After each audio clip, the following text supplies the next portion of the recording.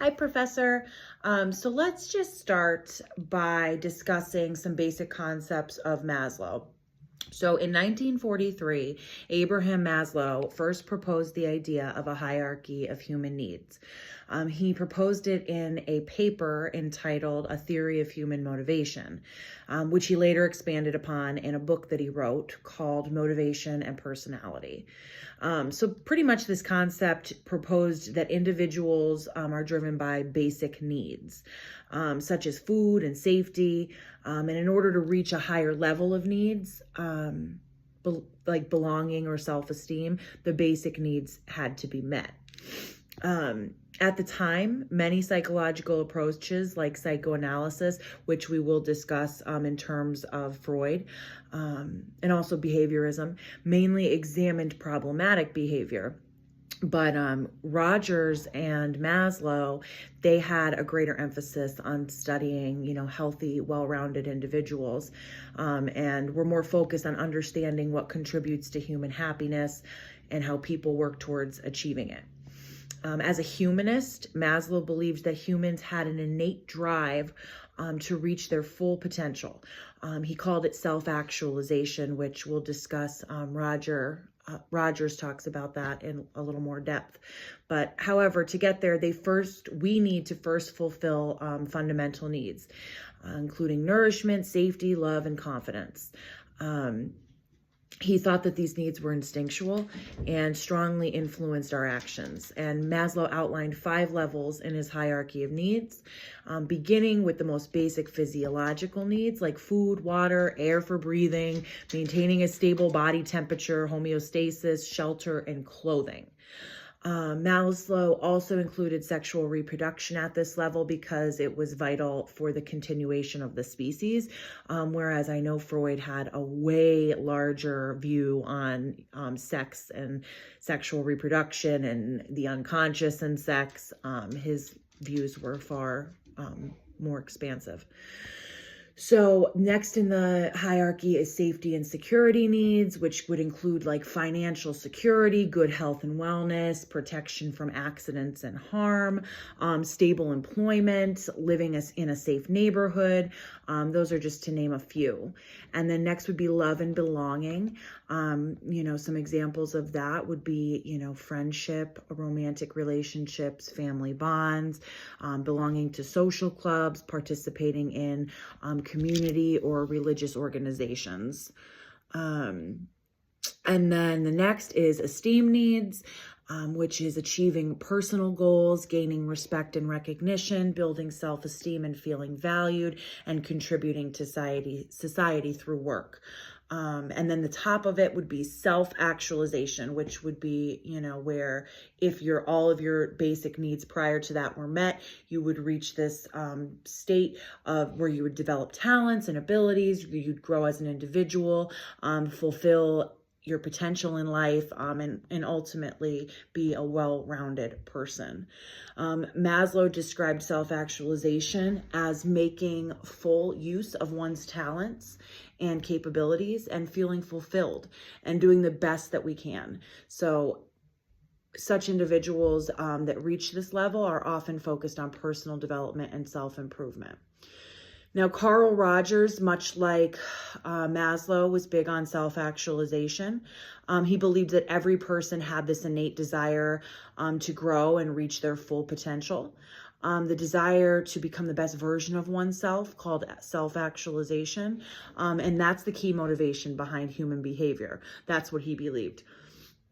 So unconditional positive regard, development of the self, congruence, the fully functioning person. These are all examples of theories that Rogers had. So self-actualization, unconditional positive regard. Rogers emphasized the importance of the therapist offering unconditional positive regard, which means accepting the client completely as they are and allowing them to express both good and bad feelings without fear of judgment or criticism. Also, development of the self. Rogers thought that a healthy sense of self develops through a person's life shaped by their experiences. When someone has a stable self-concept, they tend to be more confident and better equipped to handle life's difficulties. I definitely resonate far more with a humanistic approach, but we'll get into that in a little bit. Congruence. Rogers introduced the idea that people often have an ideal self, who they want to be. Problems arise when this ideal self doesn't match up with how they see themselves in reality. I imagine CBT would be really good when there's incongruence, but that's another topic. So some characteristics that Rogers listed of a fully functioning person would be having a flexible view of ourselves, being open to new experiences, getting along harmoniously with others, and maintaining unconditional regard for ourselves.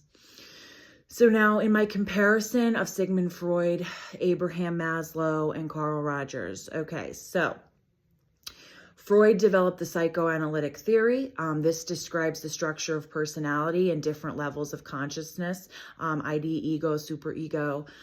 Consciousness, Maslow introduced the hierarchy of needs. So he has the 5 levels of human needs that we discussed earlier. And Freud is about the unconscious, the ID, the ego, the superego. So focus on human nature. Freud concentrated on the problematic, which we touched on earlier, in exploring his conflicts. And we know that both Maslow and Rogers did not focus on the fragmented parts, the negative. No, they did not. Or the sick half of the human personality. Freud's approach is considered more objective, based on analyzing the unconscious mind and childhood experiences. And Maslow's approach is more about understanding conscious motivations and personal growth. I just kind of feel like, overall, Freud's is a little bit bleaker.